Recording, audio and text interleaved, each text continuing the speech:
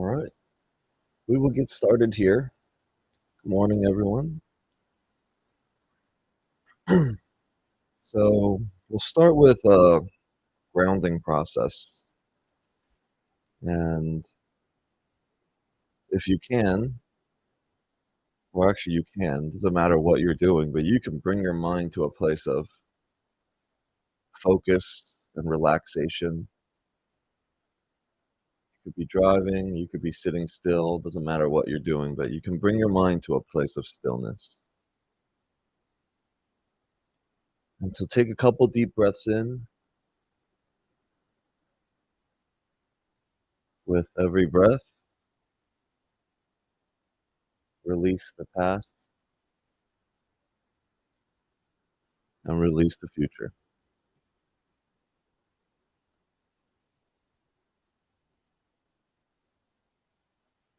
Releasing the past and releasing the future.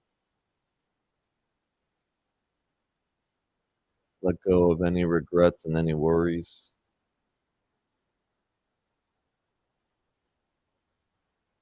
Let your imagination go as well.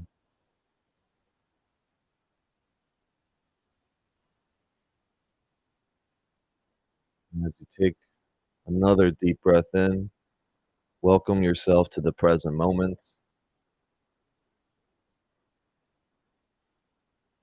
Yeah. And what we're going to contemplate on today is forgiveness. Forgiveness recognizes what you thought your brother did has not occurred. It does not mean pardoning sins and making them real. It sees there was no sin, and in that view, all your sins are forgiven. What is sin except a false idea about God's Son? Forgiveness merely sees its falsity and therefore lets it go. What then is free to take its place is now the will of God. An unforgiving thought is one which makes a judgment that it will not raise to doubt, although it is not true. The mind is closed and will not be released. The thought protects projection, tightening its chains so that distortions are more veiled and more obscure, less easily accessible to doubt, and further kept from reason. What can come between a fixed projection and the aim that it has chosen as its wanted goal? An unforgiving thought does many things. In frantic action, it pursues its goals, twisting and overturning what it sees as interfering with its chosen path. Distortion is its purpose and the means by which it would accomplish it as well. It sets about its furious attempts to smash reality without concern for anything that would appear to pose a contradiction to its view. Forgiveness, on the other hand, is still and quiet, does nothing. It offends no aspect of reality, nor seeks to twist it to the appearance it likes. It merely looks and waits and judges not. He who will not forgive must judge, for he must justify his failure to forgive. But he who will forgive himself must learn to welcome truth exactly as it is. Judge not, and let forgiveness show you what to do.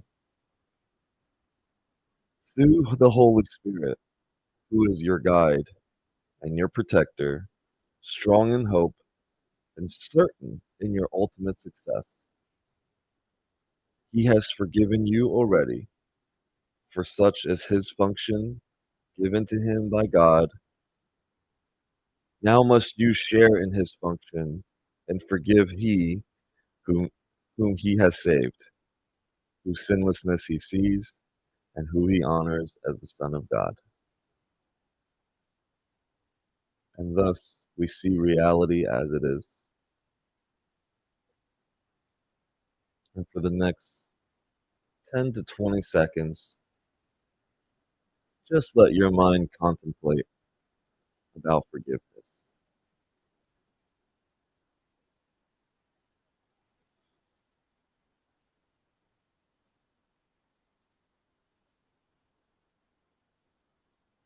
And let your shoulders rest a little more.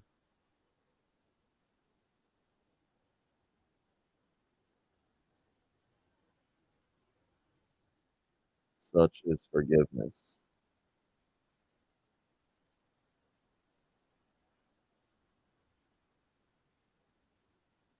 And now we begin to wave goodbye to all those thoughts as a new moment is appearing. And you can welcome yourself to the present moment again.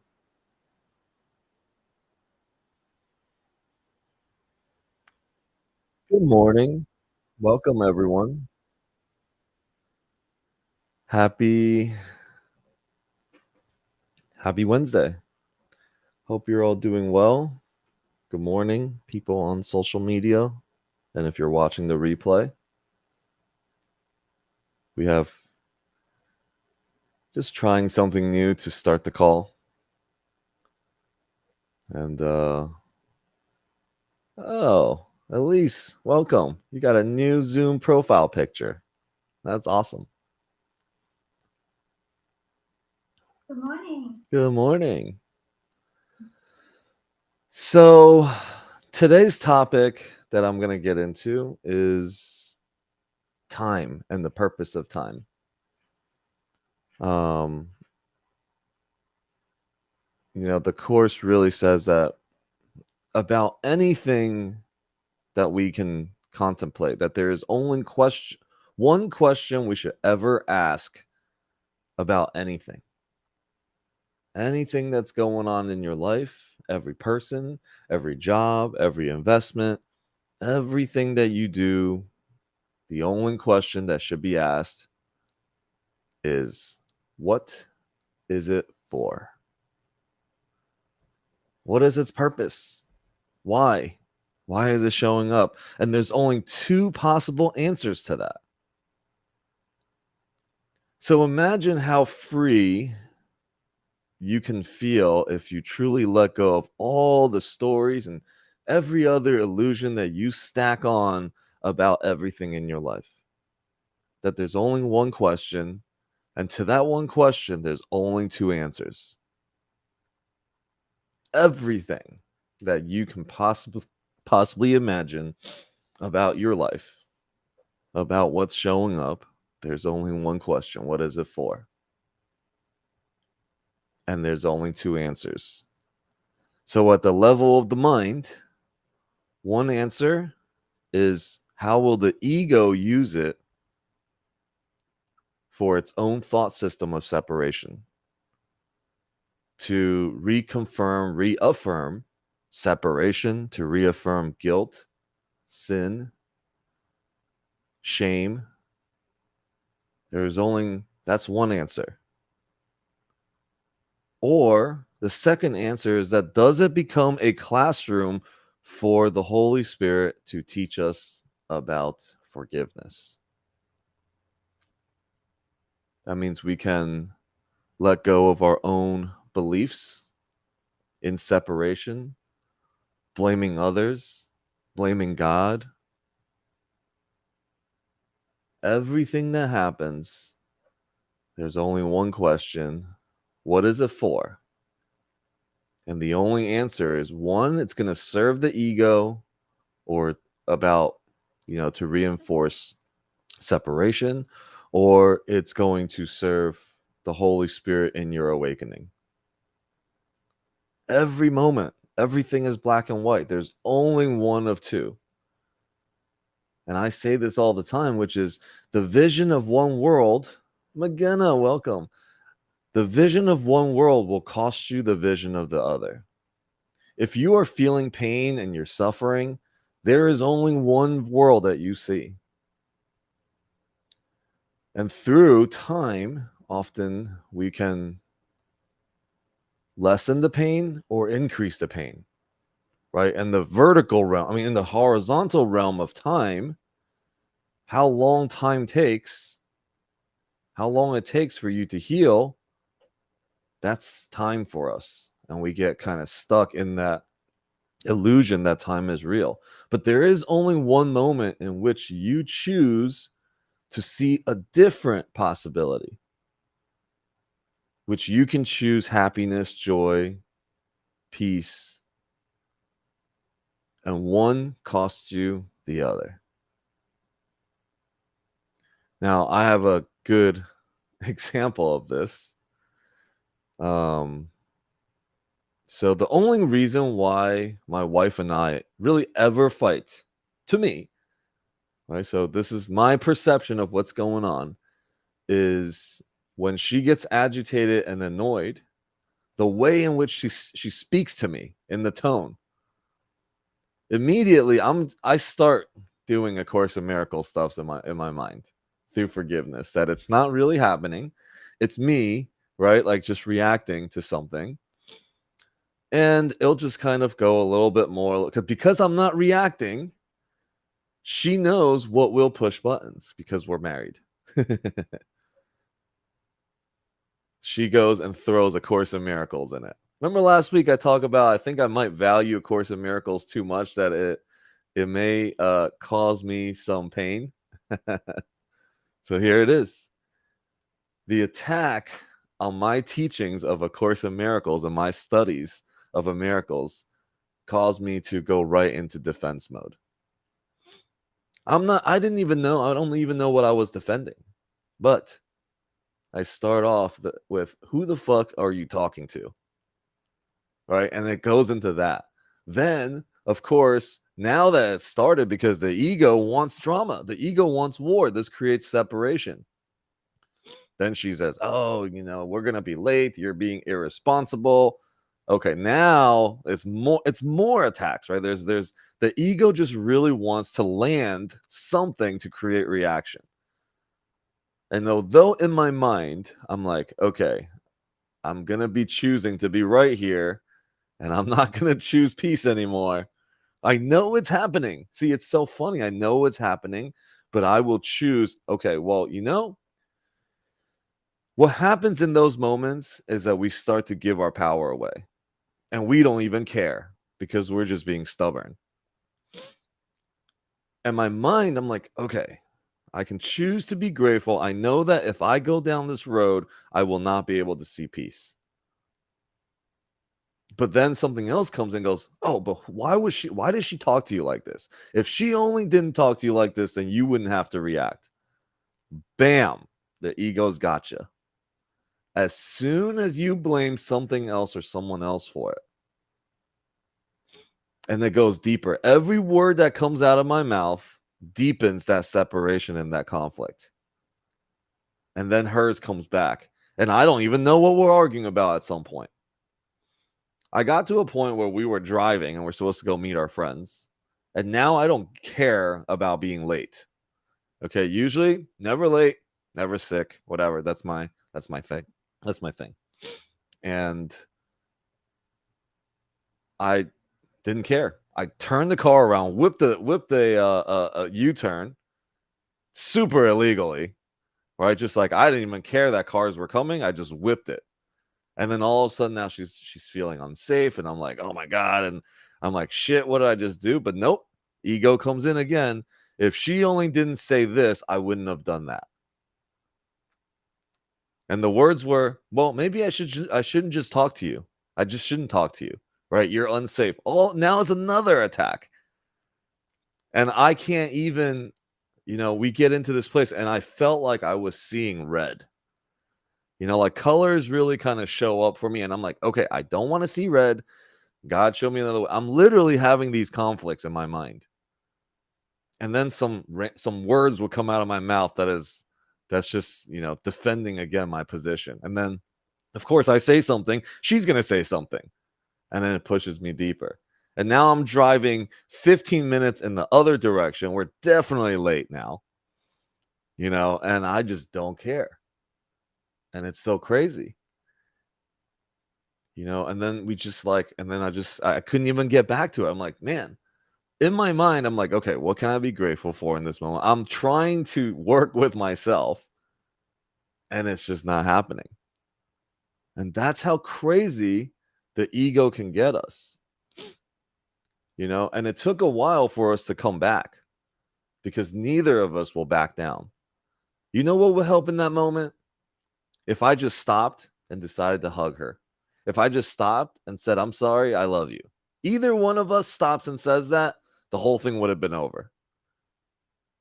Okay. Or, hey, this is not our purpose in inspiring love and joy in the world. Hey, this is not a good way for us to talk to each other. It's not us expressing our highest selves. All great things I would say if right now in this place, or all great things I would say to somebody else that isn't me. So we all go through these things, but when we came back, and during those times, it's important to remember that when we go back to it, like we have to forgive it. Nothing really happened. Words were said when the ego spoke to ego. Literally right there, the ego was forming an alliance. And because you see conflict and war, you lose sight of the kingdom of heaven. You lose sight of peace. You lose sight of yourself. You lose it. Now, if we don't access forgiveness in those times, if we don't understand, if we didn't contemplate forgiveness, if A Course in Miracles was not here, we could still be fighting right now. For me, right? Because of the tools that I've learned. And we will pull up that conversation as if it was real, and it will cause a shift in the relationship unless we're willing to let it go. Right? How oftentimes are we, she's like, well, I do this and then I got to do this. And it always goes into these types of things. Right? And then I do this for you. And you know what? It's for you. It's not for me. And then, you know what I say? I'm like, well, don't freaking do it then. I don't want you to ever do it again. It's silly. It's so dumb. But if I still act on that conversation right now, and I'm like, oh, I remember our fight. She said this. Well, you know what? When she's about to go cook, don't cook me food. Now I can start it again. Like if we hold on to these things and we don't access forgiveness, that's forgiveness. Forgiveness is to recognize what you thought she did, what I thought she did to me did not actually occur. What occurred was we allowed ego alliance right there to create separation, to create conflict, and possibly imprison our future. But no, I don't want to go to prison. I don't want my future to be imprisoned in that argument, that conversation. So, we practice, and then every time that happens, we came down to, okay, let's make some agreements. How do we support each other when that happens? See, because now the vision of love is back, we don't see the conflict. We're seeing resolution. So I'm like, okay, well, what doesn't support me is you attacking A Course in Miracles and what I'm doing with it. Okay, I'm not at a point that I can be neutral. Okay, I think that would trigger me. There's a couple things that triggers me. Actually, probably 3. If she starts saying anything about Harley, my dog, right? If she starts talking about A Course in Miracles, or if she talks about like plant medicines. Okay, so those are 3 things that are really important to me in my life. It's how I've, really been guided for a really long time. But the Course also says our journey is a journey of recognizing what is valuable is actually not valuable. So what did I hold on to? What did I make sacred that is not sacred? See, only God and love belongs on the altar. What else did I place on the altar? A Course in Miracles, because now that's my identity, right? It's always about our identities being attacked. Oh my God, I placed my identity on the altar again. Sneaky, sneaky ego. You know, and and so much stupid things pop up and the attacks. I mean, when I think about it, I'm like, wow, we are crazy people. Okay, when that comes up, we are literally just crazy. We are insane. Okay, but that's not me and that's not her. So which vision there in this moment right now, I really just have two choices. One, what was that fight for? What is it for? And there's only two answers. It either serves the ego or it serves the Holy Spirit. Now, I like to think that the Holy Spirit is the answer for me. But when that comes up again, the ego might have won that moment. Again, it's a constant going. This moment is a constant going of just letting go of the past, of forgiving it, and then the ego is going to bring it back. And then we'll be like, oh crap, here it comes again. And how fast can we be aware? See, life, if you just focus on those things, life becomes very interesting. You are awake all the time. It's the resting in the gray area of life that causes you to go to sleep, that causes you to suffer, that causes you to be frustrated with your W-2 job or your relationship, that this is boring, that's boring. But when you recognize there's only love and there's only fear, or there's only the ego and only the Holy Spirit, you only have two classrooms in which you can walk into. That's the only free will that you have. If everything was black and white like that, yes or no, right in front of you, every single moment of your life would be very, very interesting. You would be fully awake all the time. Oh man, I feel like shit. Oh, I'm about to attack this person. Oh, I'm about to judge this person. Every moment there's okay, classroom A, classroom B. There is nothing else ever going on. And it's a muscle that you strengthen to be awake. The muscle that you're strengthening to be awake is to recognize that all things that show up, there's one question, and that one question has two answers. And neither of those two answers are right or wrong. No judgments about either one, but it's your free will if you want conflict or if you want peace.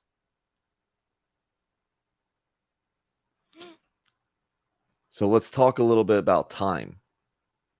Actually, before we go into that, because today I labeled it time a sleight of hand.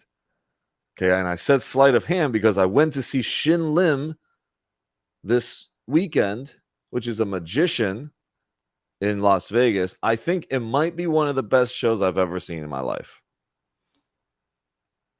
Okay, every single show that I go to, I went to Beatles, Love. I'm like, it's supposed to be great, but all four of us were sleeping during the show. And we were sleeping so much that the show literally broke down. The people were coming down from the ropes, and then everything got stuck. And then they were like, number 9, error, number 9. I'm like, what is happening? I thought it was a dream for a second. And everybody's frozen because I guess that's the protocol when something mechanically is wrong. Nobody moves. So we were just sitting there. I'm like, what the hell's going on? Right? Like everything just froze. And then the music stopped. We're like, what? And then security walks in there and they kind of like help, like they use these poles to pull people like back and let them come down and secure them. And then everyone walks off the stage and we're like, is this part of the new show? I don't know what's happening. So there was an error. We waited 30 minutes and then they like skipped a couple acts and then did something else. And then I was asleep again. And then I woke up to the same thing again. And so we're like, all right, this is let's get out of here. So we left the show And we talked to the person in the front. She's like, yeah, I in like 10 years or whatever, I've never seen this happen. That the show stopped. I mean, I don't know what it was. But anyways, then we went to see Shin Lim the next night. Wow. The sleight of hand, what he does with the cards, the story was beautiful. It was awesome. Everything was insane. They threw a teddy bear thing to get people on stage. Love catches the teddy bear. She ends up on the stage in front of like 1,000 people. She's freaking out. You can see her shaking. She's in her like all blue hair and her like high like platforms, and it was just really funny. And she was on stage. It was insane. Like some of the stuff that they got. I mean, I think obviously some things have been pre-planned, but she wasn't even aware what was going on. The guy calls me up. I mean, I just stood up and he guessed my birthday. He guessed a bunch of things. I was like, what? Like, what? And then he called out a bunch of other people and guessed all their stuff. I was like, how is this even happening? This one guy. There's two people doing it. Like Shin Lim is the main act, and then the other guy is the supporting act. But they've been traveling together for 14 years. Crazy. So sleight of hand. Obviously, he knows what's going on. We don't. So it looks crazy amazing to us. We're like, how is that happening? So that's really also life. There is God presenting you with love and all of that. And then the ego is over here doing the sleight of hand. Right? Recognizing that the Holy Spirit, if the Holy Spirit shined through, you would know the truth. And then the ego's over here, sleight of handing you all the time. Now, you know that it's part of the ego. See, sometimes we get confused and we don't really know if it's ego or if it's spirit. That's the confusion for us because we're not in the black and white. We're in the gray and we get confused. And the confusion comes with the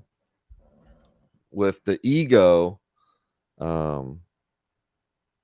Everything that you do, if you have to keep defending it, it is of the ego. That's one way to look at it.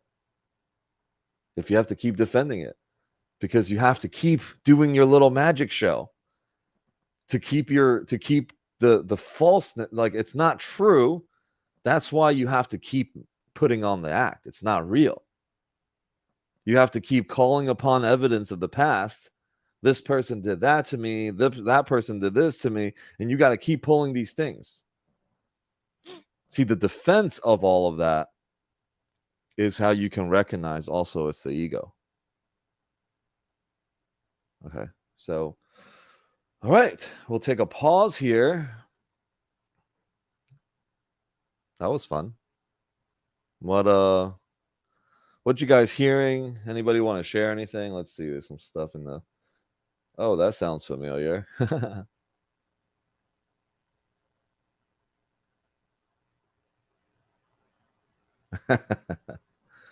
Yeah. Thank you, Claudia. Yes, Shin Lim was great. And he was so funny. Not even for a moment. I don't even know if I blinked, let alone fall asleep. You know, because a part of me was like, yeah, I'm trying to see through the magic. Where is there some slip up? If only I was that aware of what the ego was doing, that would be great. All right, who wants to share anything? I'll share. Yeah. Hey guys, I'm in Ohio right now. You know, I'm with my uncle, and it's perfect. I asked him if he wanted to be on this call with me or just listen in. And just like, no, there's a whole lot that he's really not open to. And it's interesting for me because I'm, I try and be healthy and whatnot. He's battling cancer and going to chemo and stuff, but comes home and he's got like cereal and candy and not eating well at all. And then he gets these treatments and then he gets a little angry and like,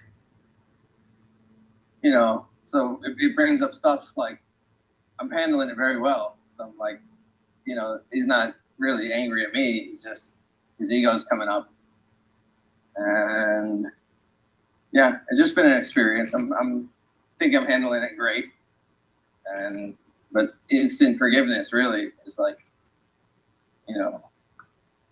I get not yelled at, but like talked to, and it's like, why would you ask such a stupid question? I'm like, whoa.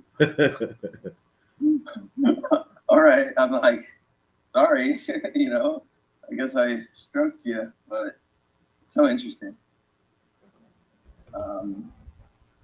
Yeah, there's more so I know there's more to see than what's, he's not actually just said about the question. He's just like anxious and in fear and in pain and in general, so. I don't know where I'm going with this, but. Well, I mean, it's good. It's a good share, like this is how people that are in fear will strike all the time. Right? I mean, when we think about like, dogs that bite people and that are just aggressive all the time, they're just afraid for their lives all the time. So they're always going to strike. Now, does this make it a bad dog? Like oftentimes what we're going to do is we blame the dog, and then we go and blame its owners, then we go and blame people, and then we can go and blame God for making people, and then how far can we go down the rabbit hole? Right? Because every time we blame something, we're literally just going back and implying and saying God fucked up. That's why the Course says all of your attacks against your brothers is attack on God. Now, if that's the case, and if we can think about that, then any holy wars and any of those things to attack a brother, to judge a brother, is to judge and attack God. And then we're supposed to be, and then talking about faith and God and all of this, and then we go and attack our brothers because we create a separation. Right? I think there's there's something in the Course that says like no man can come to like the Father but me. And what that really means is, it does not mean that Jesus and us are separate. It just means we're different in time, but time doesn't really exist. So now the ego's like, what? I don't get that.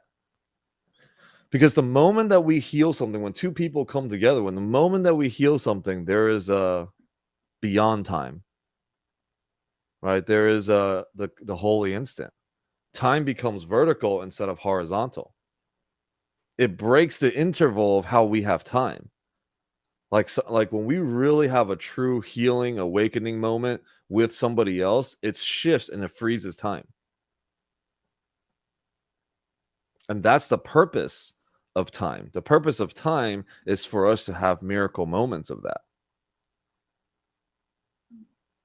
So you spending this time with your uncle, what is it for? Right? Because even in your mind, if you're calling it out like, oh, it's the ego, that means it's your ego seeing ego. And yes, it's good to start to have awareness of it, and recognizing, okay, it's this fear that's creating more fear. But what about love in there? Right? If you focus on fear, you will see more fear. But what about love? What else could be created there? What is other possibilities in there? Yeah. It's the involvement from yesterday to even this morning was like it's a big shift to last night, and this morning we're sitting and we're talking, and I'm just asking him questions, nothing like, coming from a neutral place with no judgment, just like, oh, so these doctors, do they tell you, what do they have to say about, we got into something about why I wouldn't eat his pancakes. He's like, I'm like, well, it doesn't matter if it's healthy, it's not going to kill you. I'm like, I'm like, whoa, okay. Well, and then we just got into it. I'm like, okay, interesting. I didn't get offended. I'm just like, okay, that's where you're at. And then we got to start. I'm like, so do your doctors ever tell you like you can eat this or you can't eat that? Or like, no, they don't ever talk to me about nutrition. Like, isn't that interesting? Yeah. Like they want you to be better, but they don't. I'm just trying to see if he can connect his own dots. Yeah, just the one thing I would say, I mean, it's good where you're at, but the one thing I would say is, when we train on coaching, right? We want to pay attention to leading. Like there's a leading, like coaching and questioning. I'm like, oh, I'm just asking questions, but you're really not asking questions. You're leading to either your doctor's dumb and he should be telling you that you shouldn't eat this, or you're leading to why that's not good for you. And there's a defense, but in a masked way. Those are very dangerous for us too, because we can't even see that it's happening. Right. So it's just, going a little bit, and it's always back to us. Like all of this happening is what's it for me? Right. And kind of going deeper into, oh man, here's my judgment again, but hidden from me now. My judgment is being hidden from me in me asking questions, and we can't hide that though. See, even if you ask it in that way, if you're leading, the other person will feel it, and they will feel attacked, even if you think it's neutral. Yeah. Right. So, if he needs to defend himself, then you take responsibility of, man, I must have attacked in some way, and I must have not seen it. So now the healing comes back to you. Right. So it's always just back to us. It's just our own classroom that we're in. Yeah. I'm seeing how it's like all for me, even in like other random calls. Yeah. Stuff like people are sharing this and that, even on this call all the time. Like I don't speak up often, but it's amazing. And this is happening for me here to see, like, okay, this is what could happen if I go to sleep again and don't pay attention to my health. And this is, and he's wondering, like, he's trying to heal from cancer, but he's also getting like a bigger and bigger belly every time I see him. So yeah, like it's not living. It's not really quality of life that I want. And the lesson for me is unconditional love. That's all I can do for him right now. Yeah, for sure. Here and assisting with what I can, and not adding to the anxiety or any other stuff that's already going on. Just presence. Yeah, and it is opening him up. We had a good talk about Hippocrates Wellness in West Palm. And yeah, that's cool. A trip to Florida And check it out. Yeah. Possible. He asked me for the address. Exactly. Maybe he'll, slowly but surely, maybe he'll listen. And yeah, that's awesome. Hopefully. Thank you. Yeah, the course also says that you can heal others for them. And if we think back to, all the miracles that Jesus performed, or the stories of the miracles that Jesus performed, is because he never saw anybody as sick. So the world was literally changing because his world has changed. His perception is there is no sickness, even the cancer, even the big belly and what they're doing. There's no judgments in there. And there's no judgments of what's the right life, what's the good life, what's the wrong way of living, and what's the wrong way of eating. And this is going to heal this. And because we really don't know. Yeah. Or we just think we know that eating crap, pancakes, and candy is going to cause cancer, but we really don't. There's people that are super, super healthy and get cancer and die. And then we're like, oh, okay, let's take those and we'll erase those. But it's still, if you eat like shit, you're going to get cancer, right? So like, we don't really even know what's going on. So when Jesus walked to all the sick, he never saw anybody as sick. And so that's also, if you think about what therapists do, or what they're supposed to do, I guess, is to be a neutral space of not seeing your traumas as trauma, really. right? Giving you a new possibility out of there, because if the therapist was reinforcing your trauma, see, there's acknowledgement, there's a recognition. Okay, you're experiencing what you're experiencing, but the therapist isn't going to make it true for her. Because if she made it true for her, now nobody's healing from this trauma.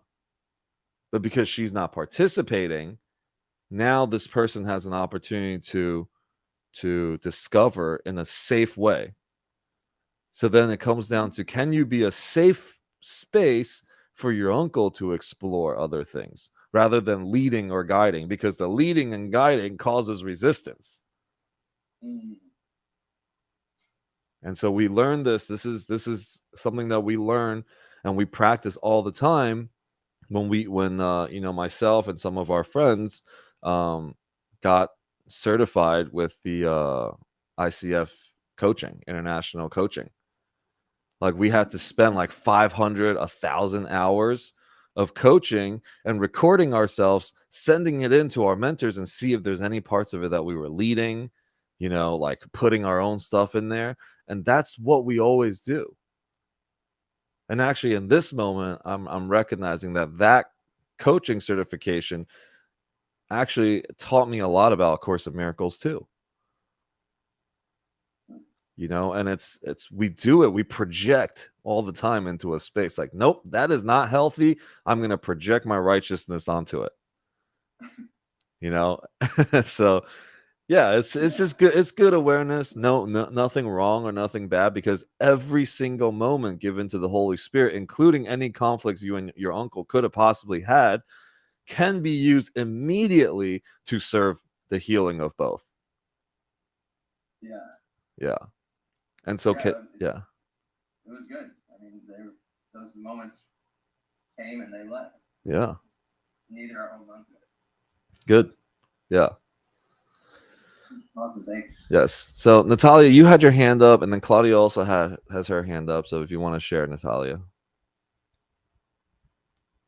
I lowered it because a lot of what I was going to share, you said it.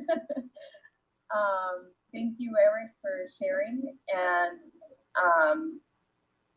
I just wanted to add that, like, I'm actually in a very similar situation with my sister.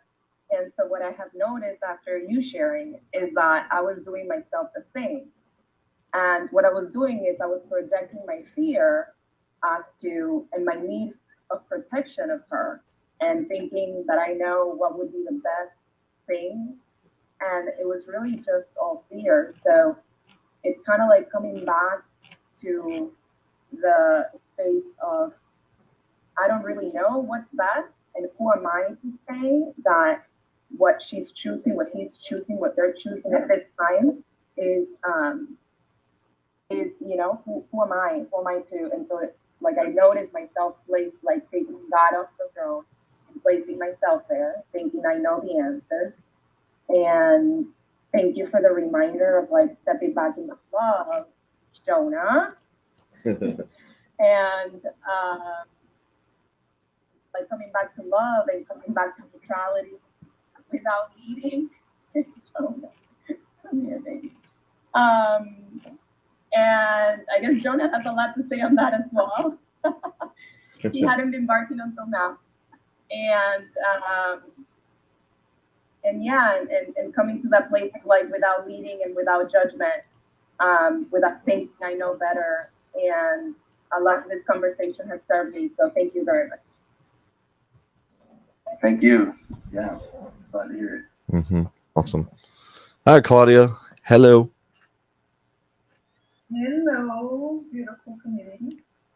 So everything, hi brother. Everything that it was shared, I was in that process as well. And it reminded me when Nelson was in the hospital for 5 days, Mm-hmm. and he came out. Well, first, let me go back a little more. When you were sharing your situation, your incident with love, with your wife, because sometimes the reaction, like for example, one day I told that to Nelson. We had like similar situation that you did, like reaction with the car and you didn't care, blah blah blah. And I felt unsafe. But unsafe, yes, for the reaction of him, but then at the same time is my reaction of like I'm keep escalating this when it was nothing happened, right? Mhm. So the escalation of we get to a place where like wow, nothing happened, and we're just like, it's a giant situation now, just because the egos are confronted. So that is what I'm a fear myself. Myself, I'm fear that my reaction is gonna get bigger than really what happened, because the truth is never happens anything. And then coming back to the share for Eric is when Nelson was in the hospital as well, is like once you're holding each other and we women get in such a masculine way to like to protect, to hear, like he will tell the doctors, don't talk to me, talk to my wife, because he was not present. He wasn't his pain so much that he was not present, and he will give all the information to my wife, because I can't register anything, I cannot process, I don't understand anything you're telling me.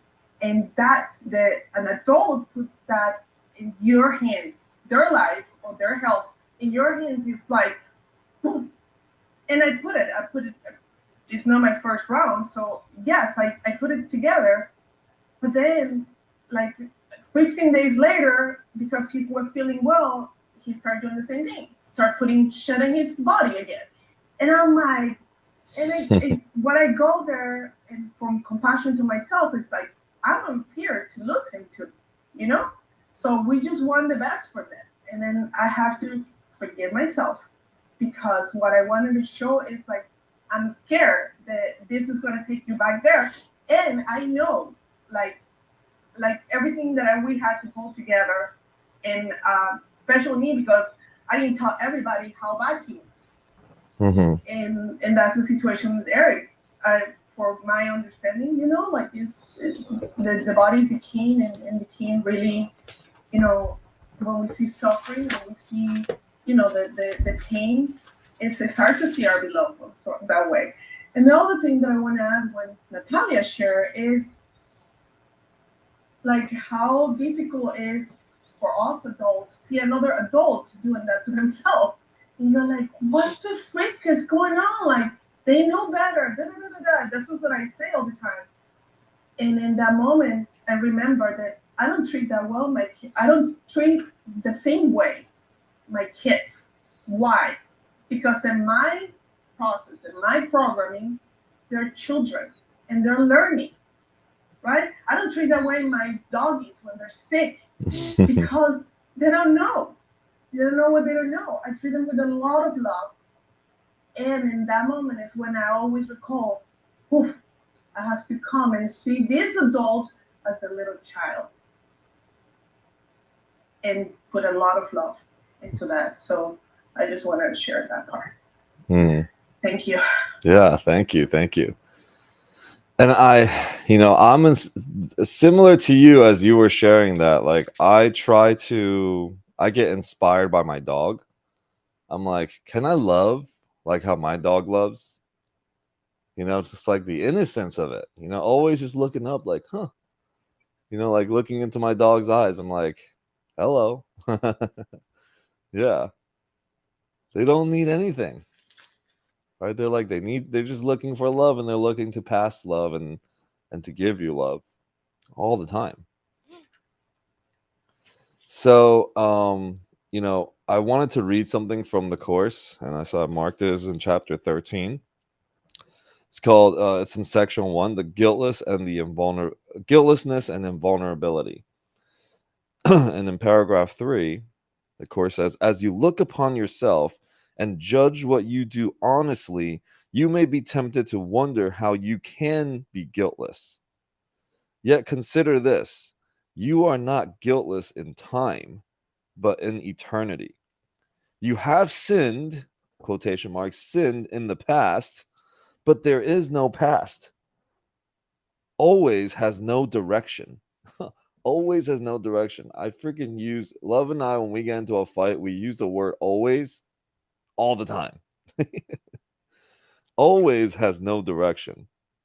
Time seems to go in one direction, but when you reach the end, it will roll up like a long carpet spread along the past behind you and will disappear. As long as you believe the Son of God is guilty, you will walk along this carpet, believing that it leads to death. And the journey will seem long and cruel and senseless, for so it is. Right? And it's the forgiveness that allows the past, the carpet behind you, to be rolled up and to be disappeared. You have sinned, but only in the past. But there is no past, so there is no sin. This moment, every moment, we are a clear, brand new opportunity for love. Now, yes, we are that. Can we also see other people as that? This is how you heal other people, because they're healed in your mind. You give them a new, innocent moment now. If somebody is stuck, if somebody's in their shit or whatever, and you think you can help them, like Eric, like your uncle, you think you can help them, all it does is bring up, the sickness again and again and again. But if you can see new possibility, new moment right now, I'm seeing it for you. Because we are connected no matter what, that you have all the power. You know all the answers. And then from that place, they're already healed. Right? Because sickness is also of the past. Sickness is only of the body. The body is very far from spirit. So there's no sickness in spirit. So can you see spirit in these people? In the people that are sick or whatever you're judging of them, that you think you would know better. But we don't know jack. We don't know nothing. Everything that we think we know, we can find evidence that we don't know it. We can find evidence that is not so. And so here's the sleight of hand, the ego sleight of hand. Sometimes we're like, oh, that happened. It messed up. Oh, the ego comes over here and does sleight of hand to you again. Let's focus on this. You're like, wait, but what about that thing? And then some big thing happens and you forget about that. The ego's like, oh shit, that was close. You almost saw the truth. And then the ego comes back to do its little dance in front of you, and you're just like, oh yeah, you're just paying attention to the dance. So focused on the dance. Now we gotta see beyond it. Even if the ego was dancing, can you look right through it? Beyond what the ego is showing to spirit, which is really just looking beyond body and body problems. Every problem that we have is a body problem. There's a problem of the body, not of the mind. Okay, if somebody is going through their stuff about something else, it's a body thing. The body is afraid because it thinks it's separate from other bodies. Truth will sit in the mind, and it's there, and it's connected to all minds. So, okay, what else? Wow, I feel like we went through a lot on this call, and it's still pretty early. Pretty good. We've collapsed time a little bit. Hey, Alex. Yo. What you just said, doesn't the mind?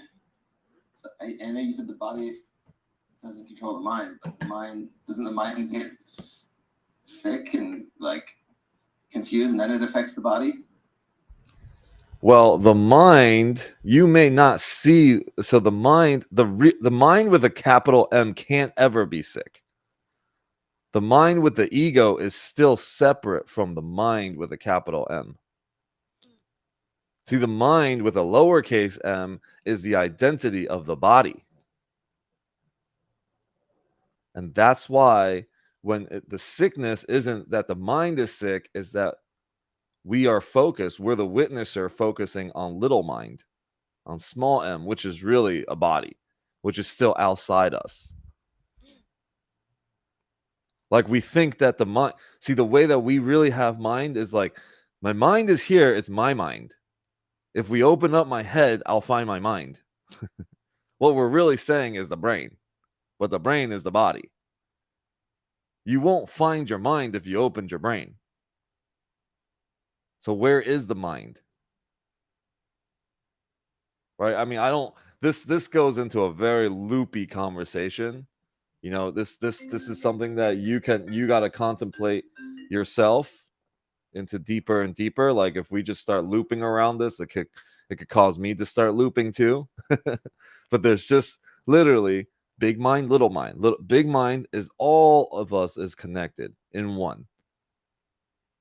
Little mind is the self with a lowercase s, which is the identity, which for me is, oh, Alex does A Course in Miracles. And A Course in Miracles now sits on the altar for me, which doesn't belong there, right? Because only love belongs there. So now my little mind has inserted something that I think is love and peace and truth onto the altar when it's not. Right? A Course in Miracles is a tool. That's all it is. The body is a tool. That's all it is. We make it sacred. Now we're ready to create war. And that's exactly what happens. If love ever attacks, and this is great. I've started the realization last week on the call when I said something about, oh, I think I'm starting to get triggered around that. And then, of course, this week, our big blow up fight was literally a pointer to that was it. An affirmation, a confirmation for me. Wow, she attacked the Course in Miracles. I blew up, and we get into a big ass fight. I'm like, there it is. It's not for her. It's not about her attacking A Course in Miracles or anything. It's just like, whoa, this is what I've made sacred, and I will go to war over what doesn't belong on the altar.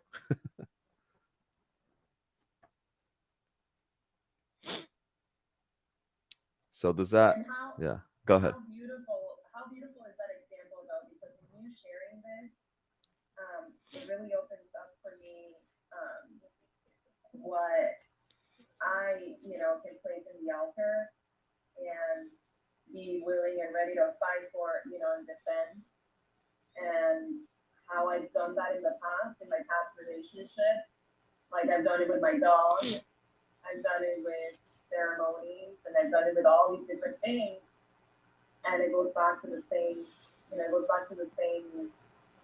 thing for me, that it's like, because I think these are the things that are quote unquote good for me, or what have supported me, or what I think I know best. So thank you for sharing that. It's opened up and created a lot of awareness for me. And yeah, thank you. Yeah, of course. And if it wasn't for these calls, I wouldn't have had that learning moment for myself.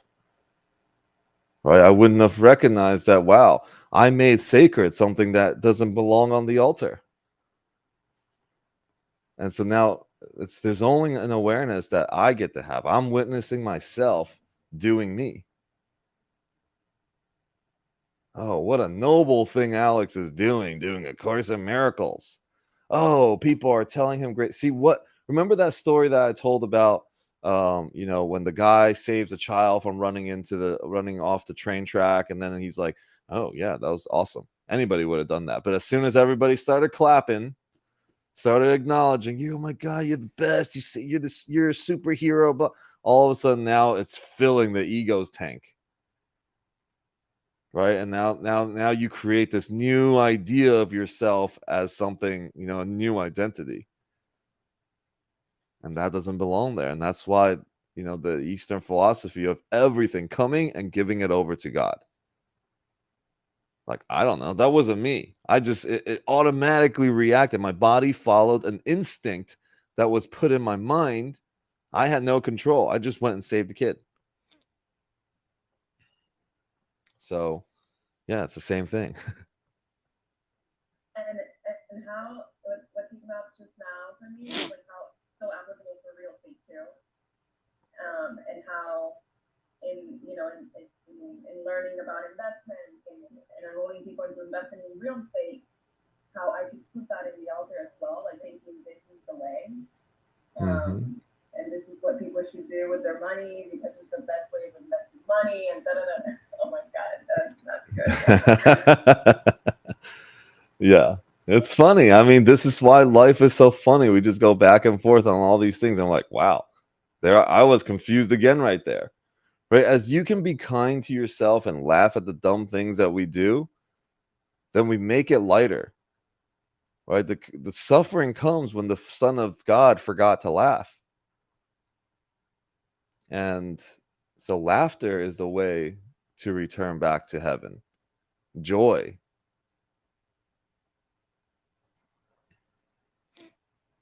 Okay. Marianne is speaking to us now. So, also, Marianne is going to be in this meditation thing in like Lantana on the 20 something of September. I'm going to see if I can make that. See what happens. Marianne Williamson. So she wrote in this book, A Year of Miracles. Please share Oh. when you find out. Please share in the ACM Oh, chat. yes. Can you share that? And then we can go. Yay!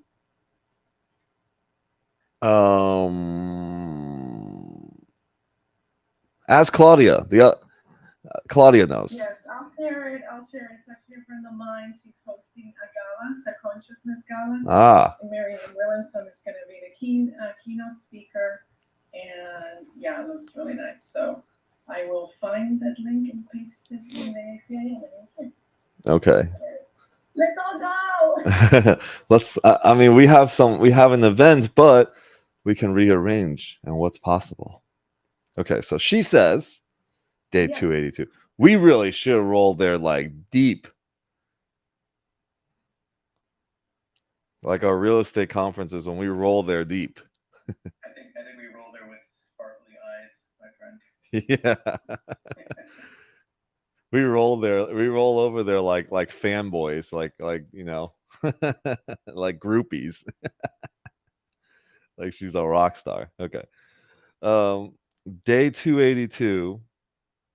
I include everyone today in the circle of my love. Sounds good. My ego will always tell me that other people are the problem. Damn, literally what we talked about on this call today. That's the first line she says. My ego will always tell me that other people are the problem. It tempts me to blame, to judge, and to withhold forgiveness. Yet, I realize that its main target is me. It would encase me in a shroud of fear.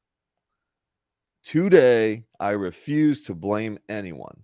No matter what judgment arises in my mind, I ask Spirit to reveal to me another interpretation of events. For what is not love is a call for love, and today I choose to see that in everyone. Thus shall I forge the miracle worker's insight and a miracle worker's power. Amen. And then my attack thoughts about anyone are attacks upon myself. My forgiveness of anyone is also forgiveness of myself. Today, I choose to see innocence beyond guilt and calls for love behind all shrieks of fear. May I include everyone today in the circle of my love. Well done. Well done, Marianne. Well done.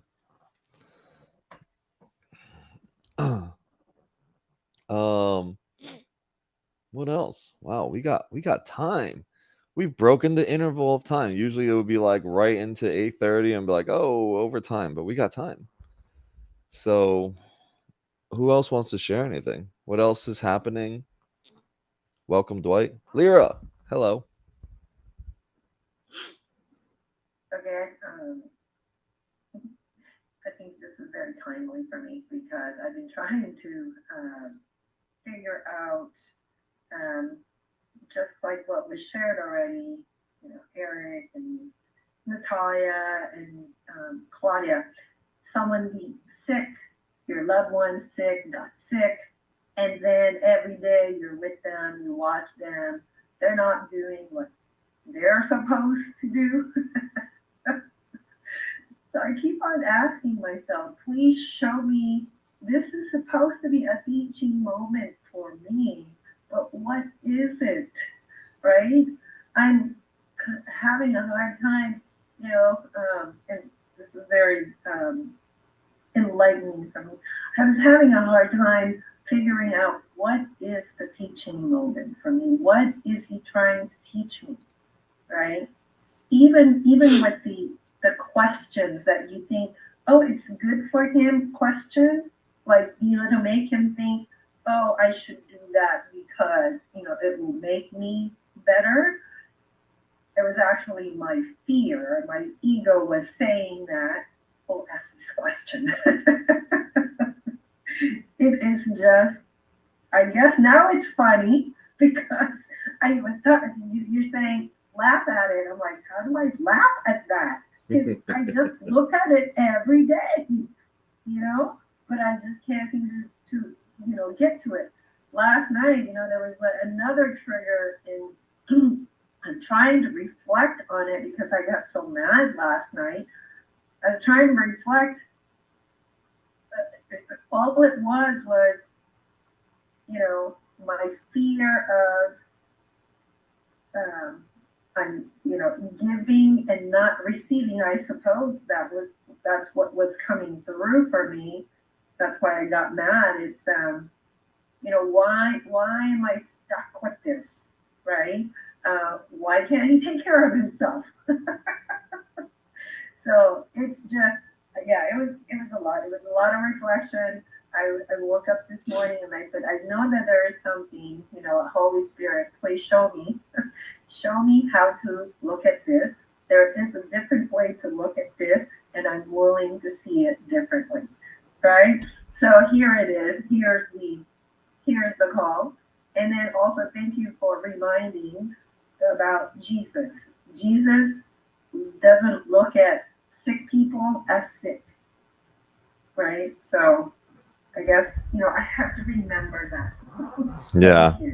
Thank you everyone for the share. And thank you for your share too. That is, so what the first thing that I also heard in there was, you're looking for, remember we always say like the looking for an answer creates frustration, right? Like, why me? Show me another way to look at it. Okay, I'm ready. Show me. Where's the answer? Show me, right? Like we just go into that and it creates more frustration.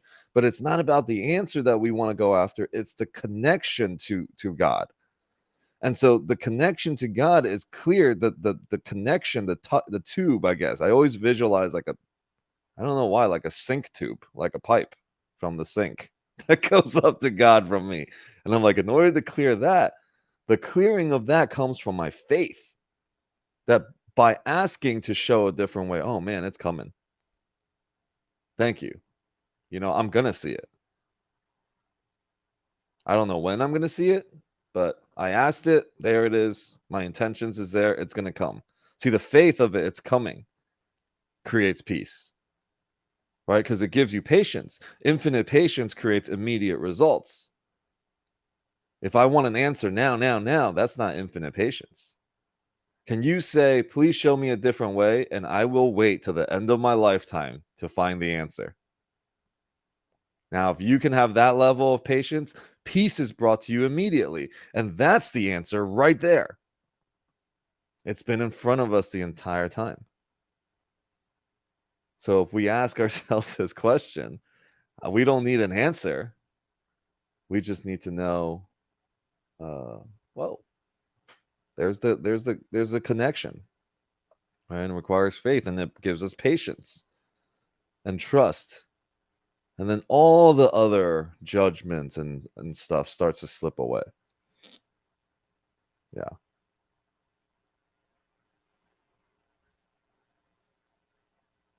Well, real quick, just something that came to my mind real quick, and I'll give it to you over, Claudia, is You know, I used to get super triggered when Love would call me a giant child, a giant 5-year-old. I used to get super triggered. And then now I think it's the funniest thing. I actually like it. So then was it ever the truth? Was I ever attacked? Was there any ever attacked, or did I just perceive it as that? Now, another thing right after that that gets me triggered is because I share that experience of that shift. Now, if I ever take anything serious, she goes, well, yeah, that's the way you're perceiving it. Whoa, the ego does not like that. Oh, so it's my fault. Oh, you're saying it's my fault. It's always my fault, right? And now that turns in.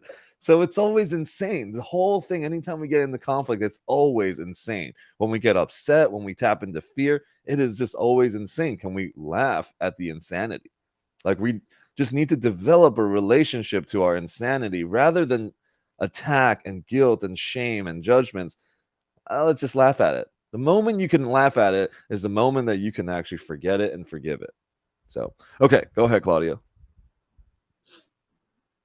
So what I wanted to share is, you know, in the space of the sickness and people like you watching your beloved ones, right?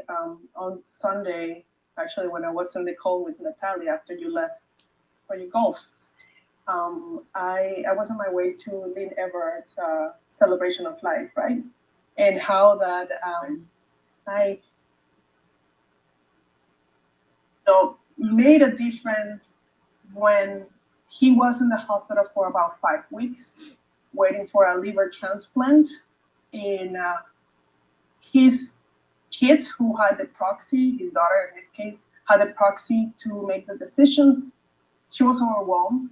She didn't know what to do. So she passed it to Lynn's ex-wife, her mother. And it was nothing moving for 3 weeks. For 3 weeks, there was nothing done until someone from the community took over. The wife found the liver. So everything, like the whole community got moved. The social workers say, I had never seen a community of persons receiving a no for an answer. And because every time they were put in a block, he will find a way to do this, to do this they will continue to get the liver transplant and the people who was going to take care of him and everything. But the moment that the Lynn found out that the whole community had put something on him, like everybody put together the love that they feel for him because he had filled so many people. I haven't seen ever in my life such a gentle man who had gone through he was born in such a way to bring in this earth in such a painful and distorted way that he would, when he found out that it was 52 years old, he was able to start working on himself and to transmute that to love. But he really never, his body was a little distorted because of him not allowing to feel the love. And when he found out about the community, boom, he said, I am complete. I have felt the love that I always was looking for or we needed to feel, and he let go of the body. So he died the next morning. So right there, where they always, the egos and everything, what we always is screaming, yelling, like what I do. Every time that I scream and yell, it's a call for love. Where's my pain? Where I check myself. So now that checking off, and where am I having some achy here? A fear of losing this person, a fear of not being in here, a fear of whatever it is, a fear to even I don't have control of anything. I do not. So that's it. I just wanted to share. Love is the answer. Love is the answer. Thank you. Yeah, Lynn really, he touched a lot of people's lives, and including mine. We've shared moments together, and then he's also the teacher of the person that helped me write my book. So in a way that his legacy just continues to carry on. And when he truly realized that, he was able to let go of all the suffering, and a whole community came together to willing to support him. People were moving mountains to be able to make things happen. So that's beautiful, like how he touched people's lives. Yeah. So amazing. Rest in peace, Lynn.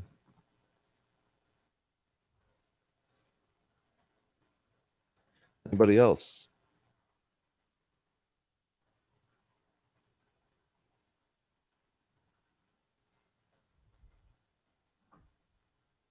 Oh, I'm here. What's up, brother man? What's up? Hello, everybody.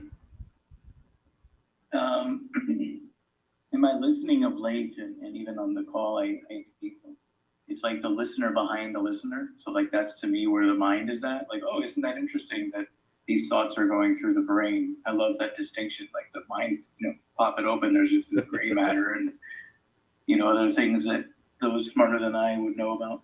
But it's been interesting to really get back to basics of listening to, and I want to say thank you to you, Alex, for our conversations over the last few weeks too. It's like how often, I engage the mind is always there. It's really cool. It's like this practice has been like this mind is sitting, witnessing the conversation while the brain is meeting another brain. Right. But then like what you shared earlier on the call about looping and getting into this loop, but the entire time, I'd say 90% of the time, right, being the observer, the mind that's watching this all go on. And in my listening, even in today's call, when I hopped on a little late, but even in my own life, of how so much information, and this is all my experience, so much information, so much weight is put on these external happenings, like the meaning making, and all these meaning making, and then perceptions, like I am that I perceive the moment I perceive, as it said in the trainings, which grabs that from a course and many other teachings esoterically. But like how peace and understanding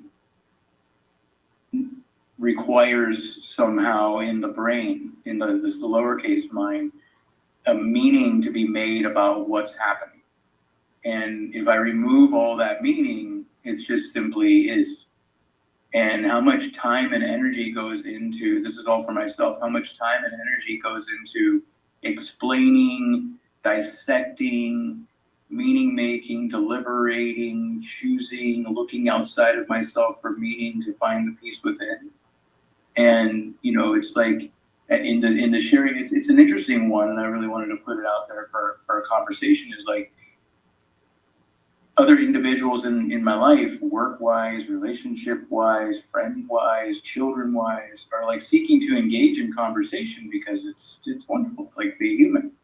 But there's this like need to understand, put meaning upon, put it in a box, find a reason for it so that I can have an understanding and be at peace within myself. But at the end of the day, all of that energy, if I was to capture, I was actually sharing this with Eric a week ago, if I was to capture all that energy and put it into an IV, I said, we're going to open a new IV clinic, and it's going to be called, I'm giving you the last 5 days of your life back, because we don't need to go down this whole rabbit hole of the understanding the meaning and finding peace outside of myself. I'm going to give that back to you. Like that would be, let's go find a way to create that business, right? But like, it's been really fun to witness, and of course, have my own little wobbles here and there where there's disagreements or what have you, or disharmony. But the whole time having this awareness of the higher mind and still engaging in this insanity. And it's like, becomes fun, but at the same time, there's times where it's like, it's not fun, but it's like, wait, why am I engaging in this, but yet still engaging? Do you ever have that happen? Yeah, all the time. I mean, with especially with love, if she ever engages in an attack on A Course in Miracles, then I engage it. I engage it for a while, and I engage it with with hostility too. Like, here I am teaching peace, but I'm going to defend it with the sword. Like, okay, that makes a lot of sense. Yeah, I'm finding it with my client. You know, it's like I can see this sort of like this is like an insane decision being made, and I use decision, not choice. But in like knowing that in my heart, but at the same time, like there's a role being played that I'm being asked to engage this part of it, and I'm just like, okay, I just want to run out of the room, but at the same time, like this is here to teach me something, and you know, even yesterday I was like stuck in it for a little bit, like, oh my god, we're gonna get dragged through this other thing again, but then being like, all right, let me just be the observer of this whole thing, be curious, you know, and see what's here to learn, right?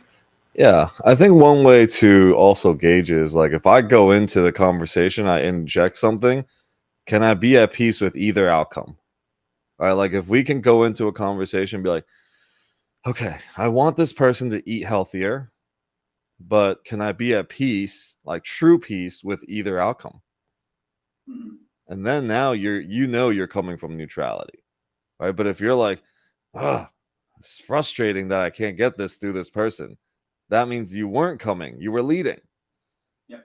Right? You were leading, you were projecting. We call leading, projecting, whatever. It's all the same thing. And yeah, it's good awarenesses we're all having on this. I battle with my kids and husband. Yeah, the people that are closest to you, the people that you care about the most, the people that you pour more energy and more love and more time into causes you to be more frustrated. Because it's what Lyra was saying. It's the whole give and take thing. And yeah, eating healthy. It's like, I want you to be healthy. What's that mean? Right? It's like eating healthy. Like, who even knows? One day we're eating healthy. The next day they're like, yeah, that thing's actually poison. We're like, oh shit, it's poison. And then the next day they tell us this is healthy. We're like, yep, let's eat this. And then the day after, they're like, oh, that's poison. That causes cancer. Like, dude, what the hell?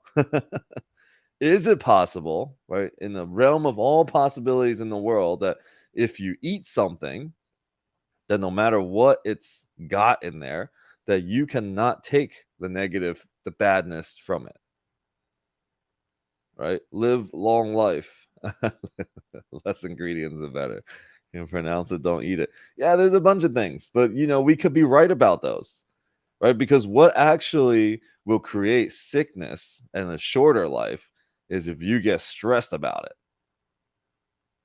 So why don't we gauge it based on the level of stress that we have instead of what we're really putting into our body? Because like I said, there's people that have just been completely healthy, all this stuff. And then, maybe their work is intense and they're stressed and whatever. And then they die young. It's like, wait, but he ate healthy, but he didn't live a long life. And then also, what is a long life? Is it 130 years old? Is that long? Or is it like 90? Like, what's a long life? Some people are like, shit. Back in the day, they're like 50. Wow, you lived such a long life. Now we're like 50. Man, they died young and this and that. And I don't know. Well, we just like, can we just have peace with everything we do? And something that was said to me was interesting. I was talking to someone. Of course, the whole meat thing came up because my friend was like, oh, this meat is disgusting. It's so hard. And we're in this expensive place. I'm like, I don't know. Maybe it's all the fear that this specific cow experienced, and then it went to its butt, and now you're eating that piece of the meat.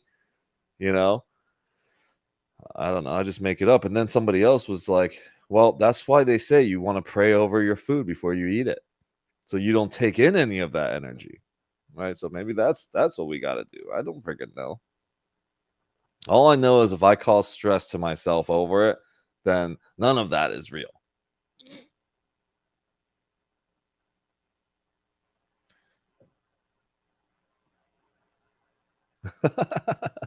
Perfect world is when we all die together. There was a cult leader that once also thought that, Brooke.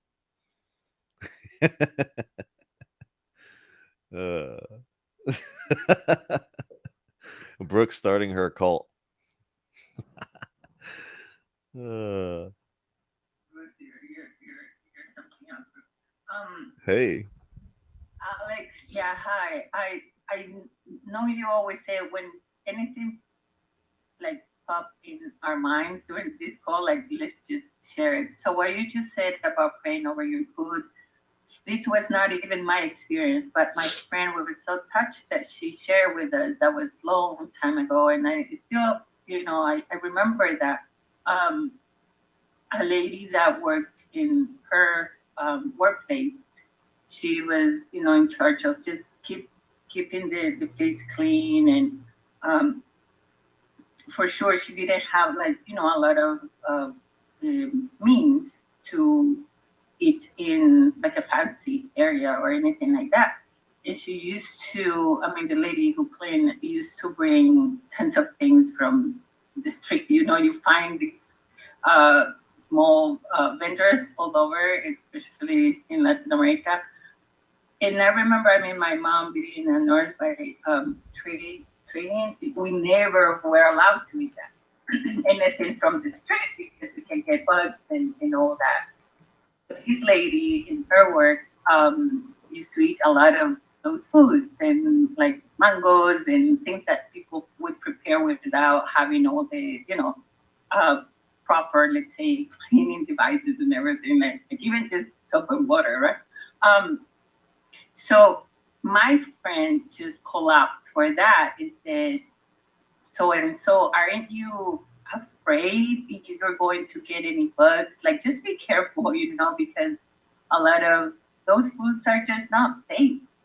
And then the lady just, but peacefully, she said, Marta is my friend, and Marta said, she just peacefully looked at her and it's like, don't you have any faith? Before I eat, I always pray to God, and then I eat it. So I know all is well. Like, there's nothing happening here. And we were like, gosh, what an answer. So that's why, I just remember for what you shared right now, if we pray over our food, but we're so in such a rush, right? That we don't do that anymore. So maybe that right there is the answer. Who knows? So Who knows? Yeah.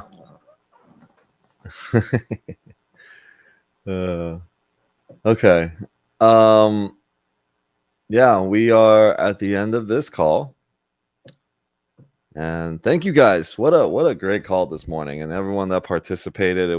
I felt like the message was perfect. I needed to hear it. And after our fight with this real quick shit, after the fight was done with Love, I was like, oh, thank you for the great content for ACIM. And then so we laughed about that. But all right, cool. So blessings to everybody. You guys have been amazing, and thank you for being here and sharing this space for an hour and a half on Wednesday. I'll see you guys on Sunday. Brooke. Thanks, everybody. All right. Bye, everyone. Thanks, Alex. Yeah. Right? Thank you, everyone. Bye. Thank you.